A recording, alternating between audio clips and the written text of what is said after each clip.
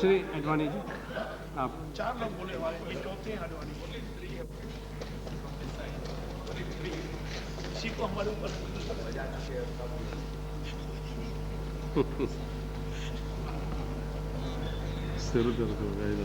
सभापति जी, 1947 में भारत स्वतंत्र हुआ और तब से लेकर के मुझे 4-5 ऐसे अवसरों का स्मरण होता है जब देश में बहुत प्रसन्नता हुई, लेकिन प्राय सभी अवसरों पर जब देश में प्रसन्नता हुई और सर्वसाधारण भारतीय गर्व का अनुभव करने लगा, तो विश्व भर में हमारी बड़ी तीखी आलोचना हुई। मुझे स्मरण आता है कि जब 1948 में हैदराबाद भारत के साथ विलय करने को तैयार नहीं था और उस समय वहां पर कार्यवाही करनी पड़ी और जिसके परिणाम स्वरूप हैदराबाद को भारत के साथ विलय करने के लिए विवश होना पड़ा, तो जो लोग विश्व में हमारे मित्र माने जाते थे, ऐसे व्यक्तियों ने भी बड़ी हमारी आलोचना की। वही चीज गोवा का जब मुक्ति संग्राम हुआ और गोवा मुक्त हुआ, तब भी वैसा ही हुआ। यहां तक कि एडलाई स्टीवेंसन, जो वैसे भारत के परम मित्र थे व्यक्तिगत रूप से, उन्होंने इतनी तीखी आलोचना हमारी राष्ट्र संघ में की और यूनाइटेड नेशन सिक्योरिटी काउंसिल में हमारे खिलाफ बाकायदा प्रस्ताव रखा गया और वो प्रस्ताव पारित भी हो जाता पश्चिमी राष्ट्रों के समर्थन से, अगर सोवियत रूस उसको वीटो न करता। इसीलिए जब इसकी बात होती है ना कि विश्व में हमारी आलोचना हो रही है, तो उसको कसौटी नहीं मानना चाहिए, उसका उल्लेख कम से कम यहां पर करने की जरूरत नहीं है। हाँ, उसका जितना कुछ ध्यान रखना है वो रखना चाहिए। भारत कभी भी अंतरराष्ट्रीय अभिमत के बारे में उदासीन नहीं हो सकता, कभी नहीं हो सकता, लेकिन उसका अर्थ नहीं है कि वह निर्णायक बने, निर्णायक नहीं बन सकता। मुझे याद है कि पोखरण में जब पहला अणु विस्फोट हुआ था, उस समय भी काफी आलोचना हुई थी, लेकिन देश के भीतर, यह 1974 की बात है, मैं उस समय भारतीय जनसंघ का अध्यक्ष था और अध्यक्ष के नाते मैंने जो बात कही एक लेख के रूप में, वक्तव्य के रूप में, उसको मैं थोड़ा सा ही उद्धृत करूंगा। मैंने कहा कि the governments announcement that India has successfully carried out an underground nuclear explosion has been hailed with hallelujahs from all sides. Indeed, only twice in recent years has one witnessed such a mood of national elation. First, when the Indian Army entered Dhaka to liberate Bangladesh, and now when India has virtually entered the nuclear club. मैं इस बात का स्मरण इसलिए कर रहा हूं कि सचमुच कल बहस सुनते हुए मुझे थोड़ा सा अफसोस हो रहा था। इस बात का अफसोस हो रहा था कि जब कुछ देशों ने हमारी आलोचना की, समझ में आता है, लेकिन नॉन अलाइंड मूवमेंट के जो राष्ट्र हैं, उनके सम्मेलन में जो प्रस्ताव पारित हुआ वो वस्तुतः भारत के इस अणु विस्फोट का समर्थन था, चाहे भारत का नाम नहीं लिया गया। और ऐसी स्थिति में हमारे बहुत प्रमुख सहयोगी और जो साधारणतः हर एक मामले का सही विश्लेषण करते हैं और विश्लेषण सही भी न करते हो तो भी पूरी तरह ऑफ द ट्रैक न हो, उनके पहले रिएक्शंस प्राय पॉजिटिव थे, कोई ऐसी बात मुझे नहीं दिखी। लेकिन कल जब मैं सुनने लगा तो बड़ा आश्चर्य हुआ और इसीलिए मुझे लगा कि मैंने प्रधानमंत्री से अनुमति मांगी कि मैं भी कुछ बोलूं। साधारणतः यह विषय ऐसा है कि जिस विषय को बहुत विस्तार से प्रधानमंत्री जी ने अपने आरंभिक वक्तव्य में रखा प्रतिरक्षा मंत्री जो इस विषय से सीधे तौर पर जुड़े हुए हैं वे भी बोले, और क्योंकि प्रधानमंत्री विदेश विभाग का भी कार्य संभालते हैं, इसीलिए विदेश विभाग का कोई और अलग मंत्री नहीं है, तो वो जब विस्तार से इस बहस का उत्तर देंगे तो मुझे विश्वास है कि सब पहलू जितने हैं उन पर प्रकाश हो जाएगा। लेकिन मैं मानता हूं कि कल यहां पर एक बात को चुनौती दी गई, और वो प्रमुख लोगों के द्वारा, कि जब भारत सरकार कहती है कि हमने यह निर्णय देश के सुरक्षा की दृष्टि से किया है, तो बहुत प्रमुख लोगों ने कहा कि सुरक्षा किससे, सुरक्षा को संकट कहां से है? कोई संकट हमको तो दिखाई नहीं देता और कोई संकट है भी नहीं, और फिर भी सुरक्षा की बात करते हैं। ये सुरक्षा कहां से आ गया? आप कह देते हैं कि हमारे घोषणा पत्र में लिखा हुआ है इसीलिए हम कर रहे हैं, ठीक है, चलता। लेकिन जब आप संकट की बात कर रहे हैं, सुरक्षा की बात कर रहे हैं, तो हमको समझाइए कि ये सुरक्षा कहां से, संकट कहां से है, और ये कब संकट पैदा हुआ है, कैसे ये सुरक्षा की बात आई है। कांग्रेस की ओर से नटवर सिंह जी बोले, विदेश मंत्रालय के साथ वर्षों तक जुड़े हुए हैं और उनको माना जाए कि एक विदेश क्षेत्र के विशेषज्ञ है तो भी कोई गलत नहीं होगा। यद्यपि वो प्रतिरक्षा क्षेत्र के विशेषज्ञ है या नहीं है मुझे नहीं पता था, लेकिन उन्होंने जब कल मुझे बताया कि प्रोएक्टिव का अर्थ क्या होता है विदेशी प्रतिरक्षा के भाषा में, तो मुझे आश्चर्य हुआ, और इसलिए आज मुझे डिफेंस एक्सपर्ट्स के पास जाना पड़ा कि मैंने अगर प्रोएक्टिव शब्द कहा है तो उसका क्या अर्थ ये होता है कि जो नटवर सिंह जी मुझे बता रहे हैं उन्होंने कहा बिल्कुल नहीं होता है। आपको बताएंगे कि क्या होता है, उन्होंने अपने ढंग से बताया कि क्या होता है, उस पर मैं आऊंगा। लेकिन कल नटवर सिंह जी ने आरंभ में ही कहा कि we are entitled to know from the honourable prime minister when did this threat begin? Did it begin on the 19th of March when he took over, or did it begin on the 8th of April when he gave the green signal to his scientists? Have the Pakistanis mounted an exercise which threatened the city of Amritsar? Mark the words, every word is important. Have the Pakistanis mounted an exercise which threatened the city of Amritsar? And later on, he goes on to say, for 25 years, since 1971, there has been no security threat to India, meaning from Pakistan. The Simla Agreement has ensured that there is no conflict with Pakistan. Frankly,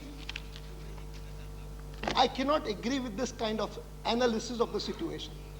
And in fact, it is a total disagreement with this analysis that has made the government of India take the decision that it has taken. Sir,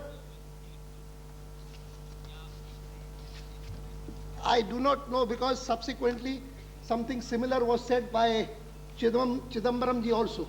Let me quote that also, it would be in place. Chidambaram ji said, also questioning the same security concept, said that the last war with Pakistan was fought 27 years ago.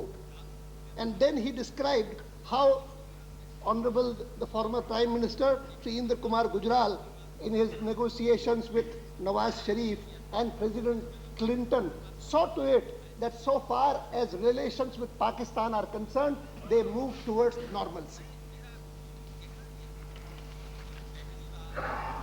I would not like to comment on the puerile tactic that he indulged in about the Vajpayee doctrine and the Advani doctrine, because that is very favorable, very fit copy for many journalists trying to drive a wedge between the two. I would not expect Chidambaram ji to do that. Sir, I certainly would like to state, proceeding again from Natwar Singh's own speech, because he said that Vajpayee ji mentioned Nehru ji, Vajpayee ji mentioned Mrs. Gandhi, but he perhaps did not mention Rajiv Gandhi. Perhaps it was understood, something like that. And he quoted Rajiv Gandhi, who had made a very fervent appeal for nuclear disarmament.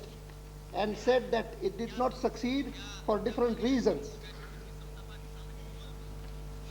Rajiv Gandhi said that all nuclear weapons should be abolished by 2010. And Gorbachev came out with a proposal, if I remember correctly, that the nuclear weapons should be abolished by 2005.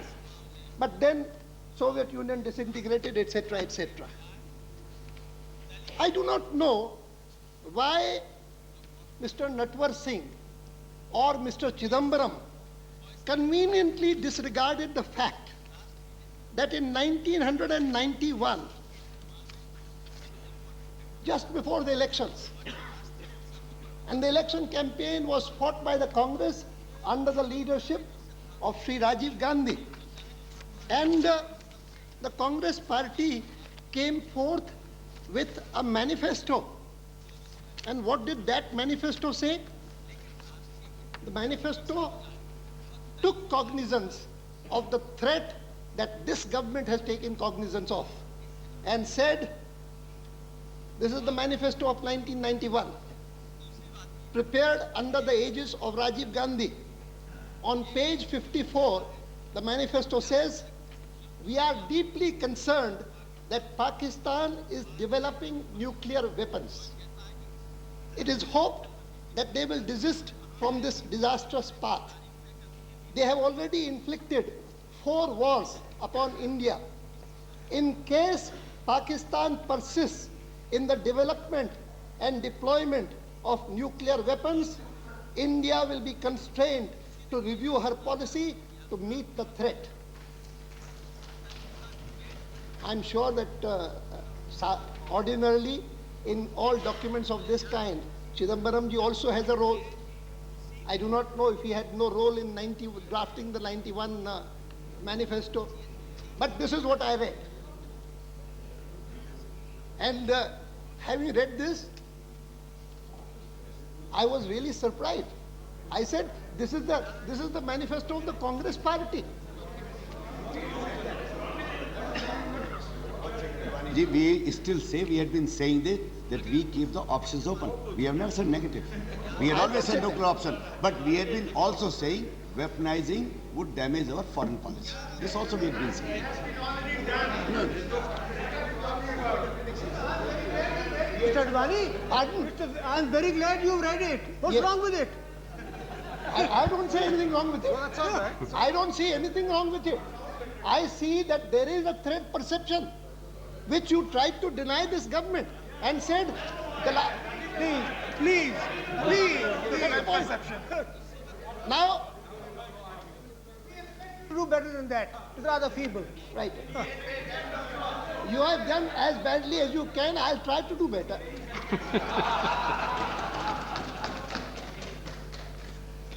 Sir,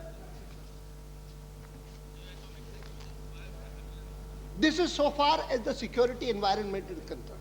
I said I would have ordinarily not intervened in this debate and confined it to this intervention by the defense minister and then the final reply by the prime minister. Insofar as relations with other countries are concerned, and insofar as external security is concerned, it is the concern either of the external affairs minister or of the defense minister.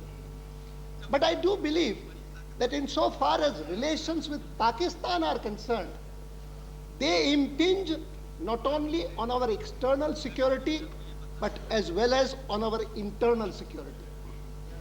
And as a person who has been entrusted with the responsibility of looking after internal security, I feel that I can contribute something to this debate. I believe that since 1947,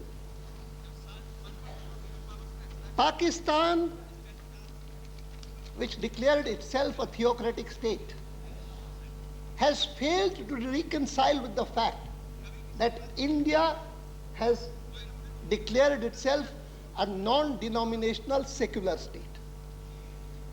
Because commitment to theocracy, commitment to the two-nation theory, logically leads to Kashmir becoming part of Pakistan.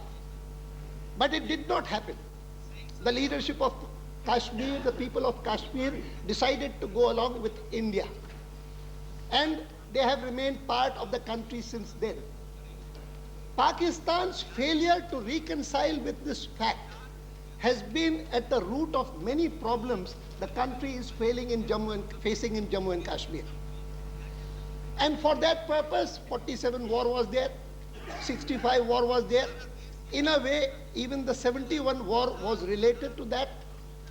But having failed in all the wars, they adopted a certain strategy which those concerned with India's security can never afford to disregard and ignore.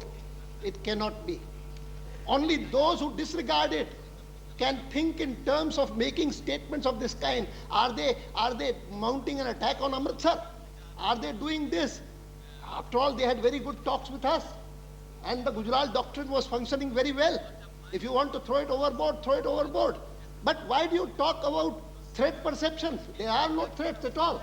It's been hunky-dory all along. It is only that kind of thinking that shows that we are totally oblivious, or we shut our eyes ostrich-like to the fact that after the 71 war, Pakistan decided upon a different strategy.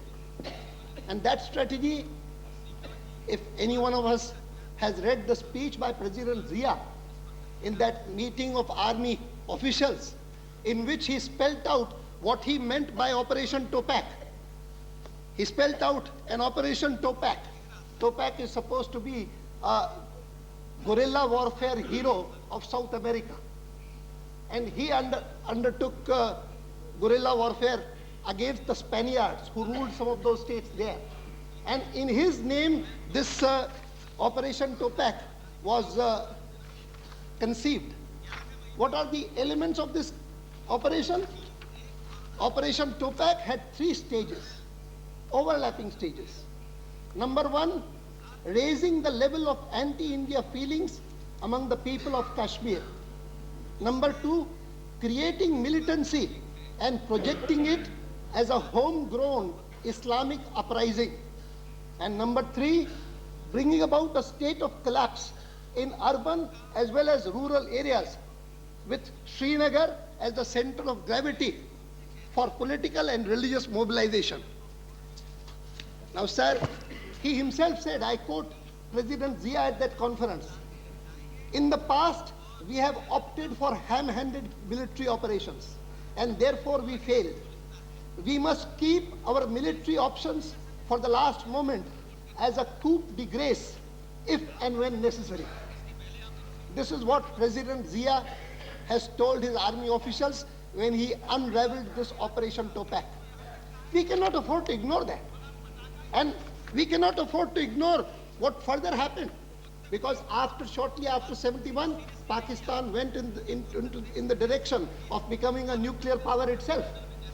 And I believe that Pakistan's strategy vis-a-vis Jammu Kashmir has been two-pronged. On the one hand, to pursue this Operation Topak. And number 2, the second prong, become a nuclear weapons power. And if you become a nuclear weapons power, then what happens? Now, here I have a document produced by the US House of Representatives, Washington. And this document has been prepared by the Congress's Task Force on Terrorism and Unconventional Warfare.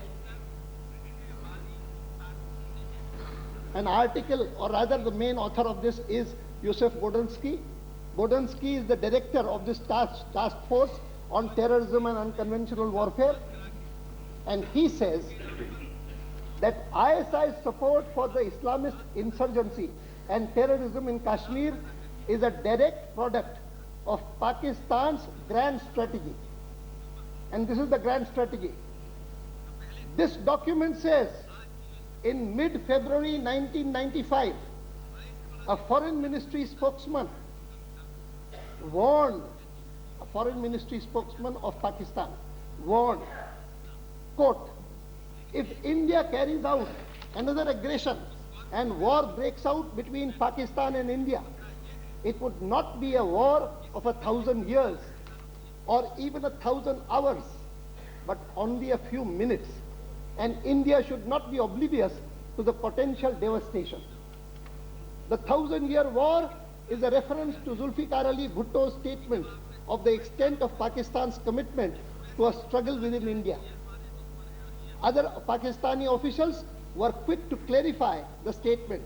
They stressed that the statement, quote, warned India, not by implication, but in clear terms, that the next war will only last a few seconds and will bring inconceivable destruction and devastation. This clearly indicates that the Pakistani government has bravely displayed its nuclear capability, unquote. The officials added, quote, Pakistan is really in a position to strike a heavy blow against India through its nuclear capability, unquote. Mr. Shiv Shankar is not there. I wish he were there. This may be bravado. This may be thinking. He is there. This may be thinking in terms of an imaginary misadventure. I was surprised that he used the word bravado against Vajpayee and his government. He used the word misadventure against Vajpayee when even the NAM conference felt that there was no bravado. This is only a kind of a protest against nuclear apartheid sought to be imposed on India by the nuclear weapons countries. It was supposed to be a natural thing that India had to do when it was thinking of its own security. It is something that has been endorsed by millions in the country. You go to any part of the country, you go to the villages, you go to the towns, you go to the cities, except for the dissonant voice that was heard in this house yesterday, there will be very few dissonant voices. It will be the same kind of elation and joy. In fact, people from abroad kept ringing me again and again that for the first time we feel proud that we are there. Till now, no one takes notice of it. I entirely agree when our Indrajit said that bomb by itself cannot provide security. I agree. Vietnam did not have a bomb. America had a bomb. And yet Vietnam withstood their onslaughts for years on end. You have to create that kind of patriotism and self-pride. It is occasions like this which instill that self-pride and create patriotism. But when everything is presented to them, now there will be sanctions, now there will be a burden that will come upon you. How will you be able to face it? You have no delivery system, you have no everything to match that. You will have to pay for 40,000 crores to the army and the armed forces. Are you trying to instill patriotism? Are you trying to build up the morale of the people? What kind of contribution are we going to make? I would have no objection to legitimate criticism, but to say that there is no threat at all, everything is hunky-dory, I'm sorry, I cannot agree with it. This government cannot agree with it. And this government has not kept anyone in the dark. From day one, we said that we will do it.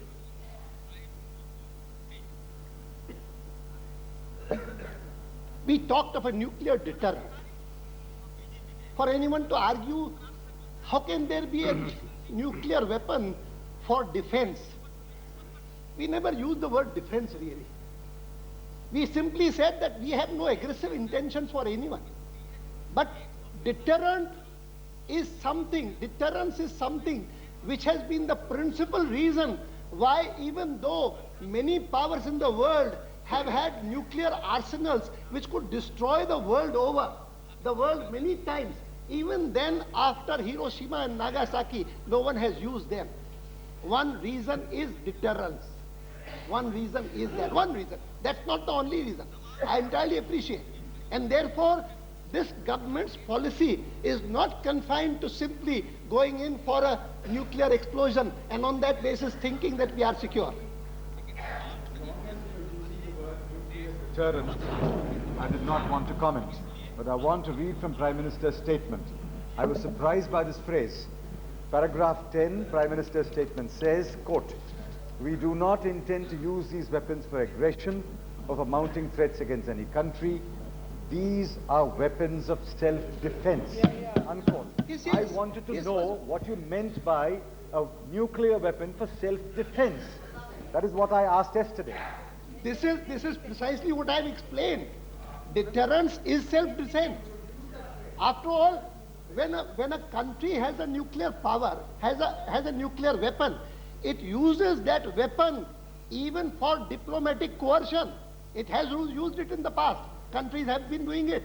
And we would not like to be subject to that. And it is in this context that the Prime Minister used the word defense.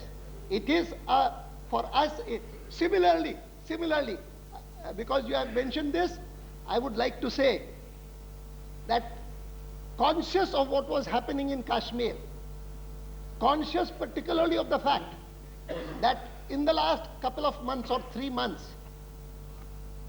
the militants and their mentors abroad across the line have decided upon a new strategy in Jammu and Kashmir.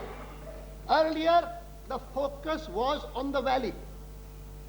Attack people in the valley. Kill people in the valley, so that the minorities in the valley, the Hindus, exit the valley, quit the valley. And having succeeded in that design, they turned their attention elsewhere and decided that let us go to the Jammu region of Jammu and Kashmir state, and from there try to drive out the minorities.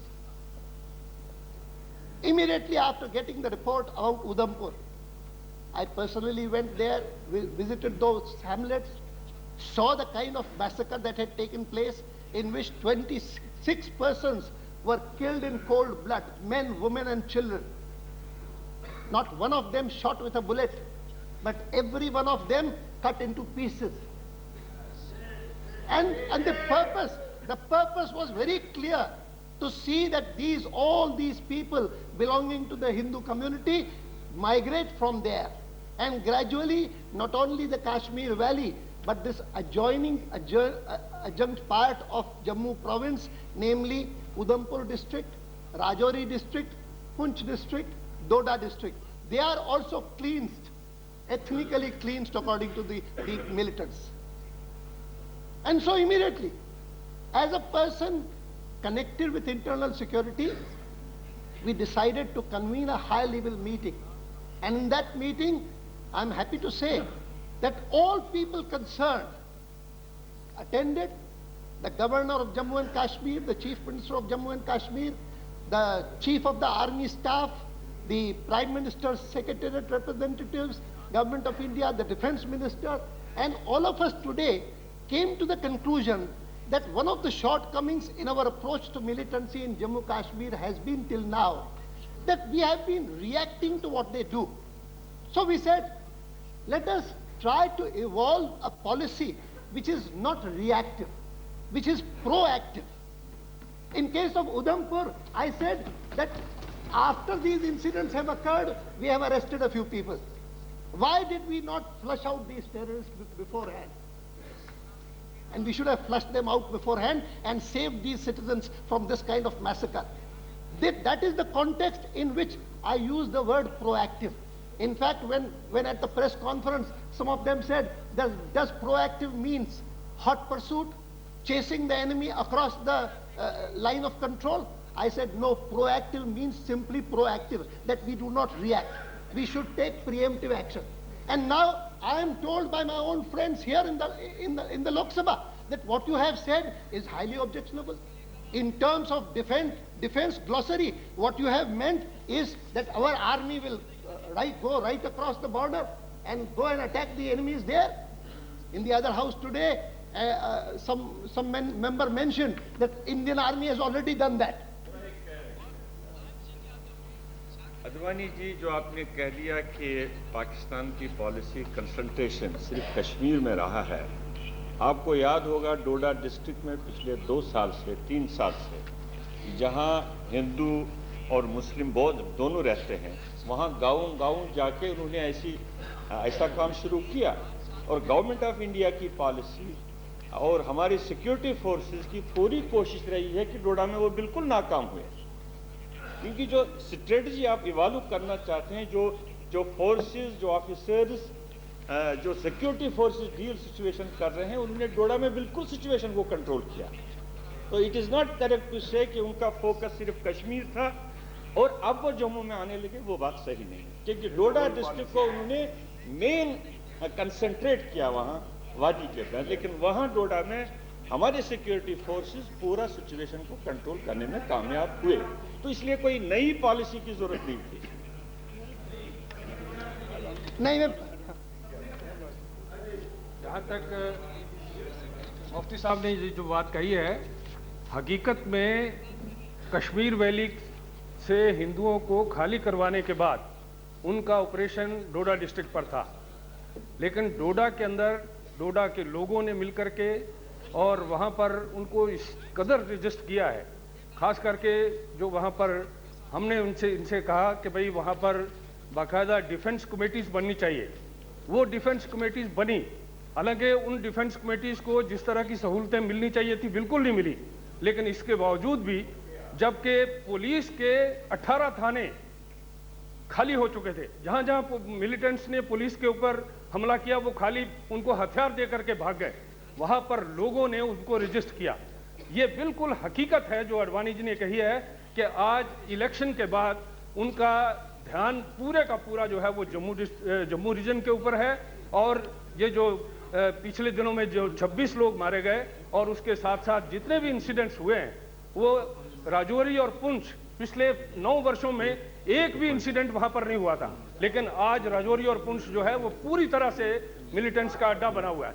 तो मेरा ये कहना है कि भाई सारा इस समय उनका थ्रस्ट जो है वो जम्मू रीजन के ऊपर है। मैं चमनलाल जी को भी कहना चाहूंगा कि ये सोचना कि कश्मीर वैली बिल्कुल मुक्त हो गया है संकट से, ऐसा नहीं है। और वो उनको तो जैसा सूट करेगा वैसा वो करते रहेंगे। हमको सावधानी दोनों जगह पर बरतनी है, कश्मीर घाटी में भी और जम्मू रीजन में भी। और मैं तो आगे कहूंगा कि उनके ऑपरेशन टोपैक का लक्ष्य भले जम्मू कश्मीर हो, लेकिन कुल मिलाकर के पाकिस्तान ने जब एक अणुशक्ति बनने का निर्णय किया तो हमारी चिंता अणुशक्ति बनते हुए पूरी सुरक्षा की है और विश्व भर में अपना योग्य स्थान पाने की है। और साथ साथ विश्व भर में जो न्यूक्लियर अपार्थाइड की पॉलिसी कुछ देश चला रहे हैं उनके प्रति विरोध प्रकट करने की है। वहां Pakistan nuclear policy has been India specific, directed towards India and that too Jammu and Kashmir specific. इसमें हमको भ्रम नहीं होना चाहिए, गलती नहीं होनी चाहिए। और जहां तक युद्ध का सवाल है, 3 युद्ध हुए हैं, 4 युद्ध हुए हैं जिनका जिक्र किया कई लोगों ने। उन युद्धों में 1947-48 में 2000 लोग मरे थे, 1965 में 3800 लोग मरे थे, 71 में 4600 लोग मरे थे, लगभग 10,000 लोग मरे हैं। लेकिन कश्मीर अकेले में शायद 18,000 लोग मरे इस सारे प्रॉक्सी वॉर में। और उसके बाद भी हम कहें कि कहां प्रॉक्सी वॉर है, प्रॉक्सी वॉर की बात करने वाले they are hawks, this hawkish statement. I wish to say no, I have heard this criticism. अभी कल के भाषण में निकाल करके बता सकता हूं, जब वाजपेयी जी को कहते हैं कि ये आपकी पॉलिसी नहीं है, ये तो अडवाणी का डॉक्ट्रिन है। Apart from the other objective which some others may have, in this case I would give all credit to Vajpayee ji that he executed this entire program in a manner in which it ought to have been executed. I do not know, but you say that he gave the clearance to the scientists on the 8th of April. You say that may have been reported in the press. I would not even ask him, but I do know that even the Raksha Mantri or myself or those who came to know of us came to know only when I felt that it was necessary for him to communicate. And approximately at the same time, he was looking even for Sharad Pawar to communicate to him that this is a government decision. And so that I would say that he has conducted this entire exercise in an exemplary manner, in a manner in which in which the Prime Minister of the country ought to have done it. And it is therefore that today we can be proud of the fact कि हिंदुस्तान में इतना बड़ा काम हुआ और कोई बिकाऊ आदमी नहीं निकला। पोखरण में चाहे हमारी सेना में हो, चाहे वैज्ञानिकों में हो, चाहे इंजीनियर्स में हो, कोई बिकाऊ आदमी नहीं निकला। हमको ऐसा नहीं हुआ कि जो हमको जांच करनी पड़े कि कैसे पता लग गया लोगों को। अब जांच उनको करनी पड़ती है कि हमको कैसे पता नहीं लगा। ये सारी चीजें इतने गर्व की हैं, जिस गर्व की बातों पर मैं समझता हूं कि हर एक को प्रसन्नता होनी चाहिए और हर एक को वाजपेयी जी की सरकार को बहुत बहुत साधुवाद देना चाहिए। हाँ, आपके सवाल जो है उन सवालों के बारे में जरूर ये सरकार सोचेगी कि आगे के बारे में क्या है। प्रतिरक्षा का मंत्रालय सोचेगा आगे के बारे में क्या है। लेकिन मैं कह सकता हूं कि आज जहां देश के जन जन में इसके कारण उल्लास है, वहां सेना में, वहां वैज्ञानिकों में, मुझे बताया गया कि कुछ वैज्ञानिकों की सूची है कि जिसमें लोगों ने कुछ आलोचना की है, लेकिन कई लोगों ने मुझे उसमें नाम बताए, विज्ञान का दूर का भी संबंध नहीं, कई नाम बताए। हो सकता है मैं नहीं जानता हूं, लेकिन कोई वैज्ञानिक है तो मतभेद रख सकता है, उसमें कोई दिक्कत की बात नहीं, मतभेद रखना अच्छी बात है। लेकिन बेसिकली मैं समझता हूं कि आज जो काम भारत सरकार ने किया है वो जन जन की इच्छा की पूर्ति की है और साथ साथ देश की सुरक्षा को ध्यान में रख करके उन्होंने एक सही निर्णय किया है, जिसके लिए मैं उन्हें साधुवाद देता हूं। श्री सोमनाथ चटर्जी।